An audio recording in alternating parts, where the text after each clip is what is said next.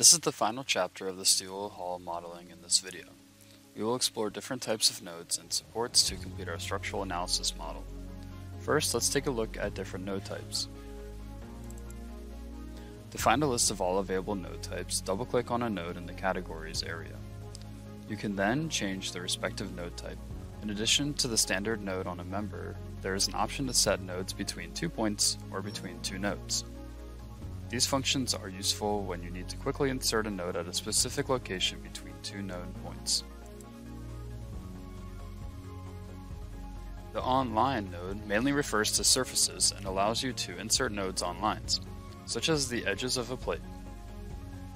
In the Options area, you can add supports and finite element mesh refinements to the selected node by checking the corresponding checkboxes and defining the properties in the new tab.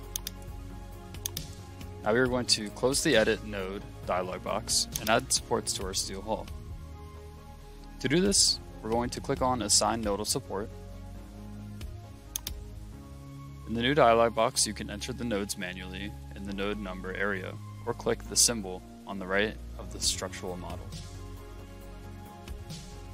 Below you'll find a list of the most common nodal supports and the bitmap of the currently selected nodal support type. This is on the window to the right. You can use the symbol with the yellow star to create a new nodal support.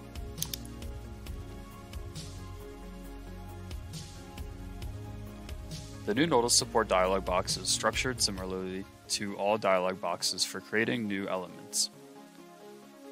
The list of available nodal supports is on the left, properties and additional options in the middle, and the help display or bitmap is on the right. In the support conditions, you can find quick access to various support types, as well as lists with nonlinearities. Note that nonlinear supports differ in color from linear supports. For our steel hull, we want to use hinge supports, which are already included in the list on the left, so we don't need to define any new nodal supports. So now we're going to select the hinge support.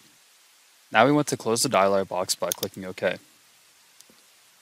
Now let's rotate the hull so that we can easily drag a selection window over all the column bases at the same time.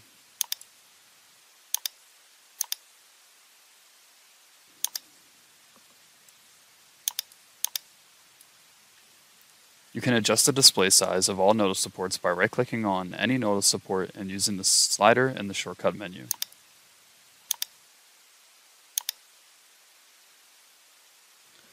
Our 3D hull is now completely modeled. Next, I'll show you how to use visibilities to work more efficiently in RFEM.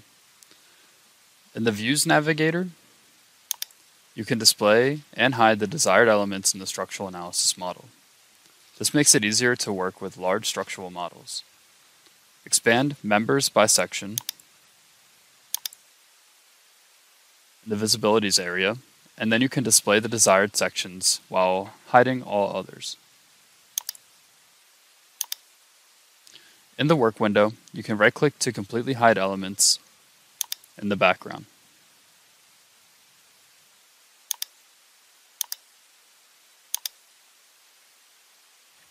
Visibilities allow you to select, edit, or delete the desired elements efficiently. You can display the entire model again by deactivating visibilities. Now you know how to model an entire beam structure in RFEM 6. Try going through the individual steps again for the best learning experience. In the next video, we will continue with load cases and design situations. Until next time.